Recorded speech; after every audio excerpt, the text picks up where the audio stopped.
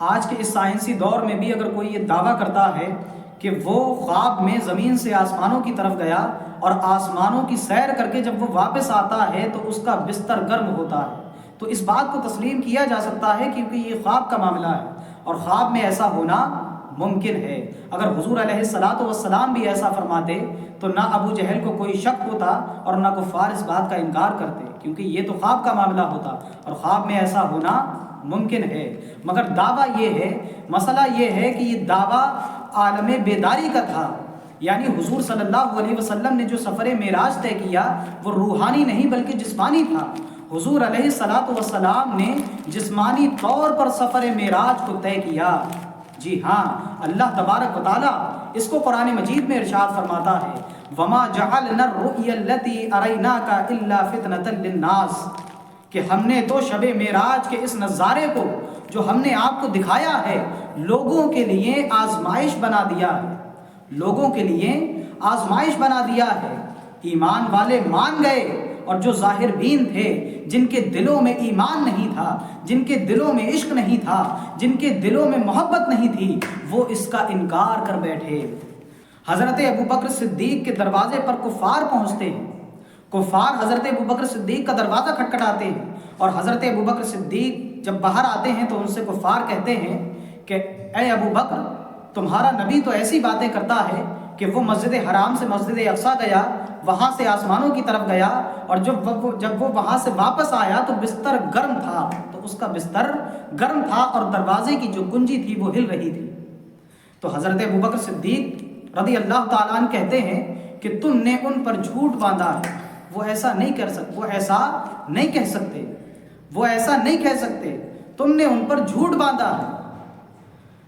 کفار کہتے ہیں کہ تمہیں ہماری بات کا یقین نہیں ہے۔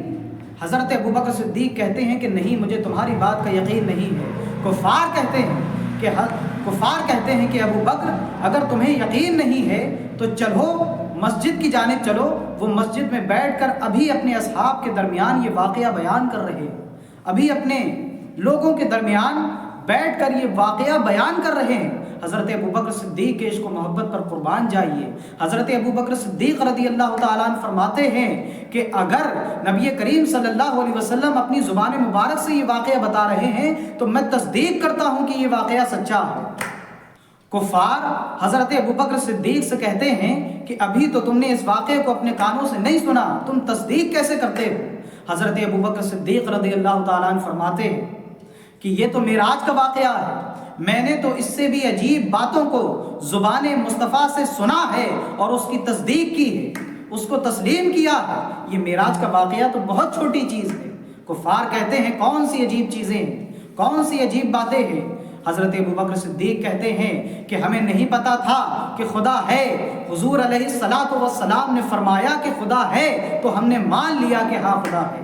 حضور علیہ الصلاۃ والسلام نے فرمایا کہ خدا ایک ہے، ہمیں نہیں پتا تھا کہ خدا ایک ہے، حضور نے بتایا کہ خدا ایک ہے، ہم نے مان لیا ہے کہ خدا ایک ہے۔ حضرت ابوبکر صدیق نبی کریم صلی اللہ علیہ وسلم کی بارگاہ کی طرف نکل پڑتے ہیں، آپ کی بارگاہ میں حاضر ہوتے ہیں اور حضور علیہ الصلاۃ والسلام سے عرض کرتے ہیں کہ یا رسول اللہ صلی اللہ علیہ وسلم، مجھے بھی معراج کے واقعے کے بارے میں جاننا ہے، مجھے بھی معراج کے بارے میں بتائیے۔ حضور علیہ الصلاۃ والسلام اپنی زبان مبارک سے واقعہ حضرت ابوبکر صدیق کو بتاتے ہیں۔ حضرت ابوبکر صدیق سے فرماتے ہیں کہ میں یہاں گیا، یہاں سے وہاں گیا، وہاں سے وہاں گیا، اور حضرت ابوبکر صدیق کی زبان پر ایک ہی بات ہے کہ صدقت یا رسول اللہ، صدقت یا رسول اللہ، صدقت یا رسول اللہ، کہ آپ نے سچ فرمایا یا رسول اللہ، آپ نے سچ فرمایا یا رسول اللہ، آپ نے سچ فرمایا یا رسول اللہ۔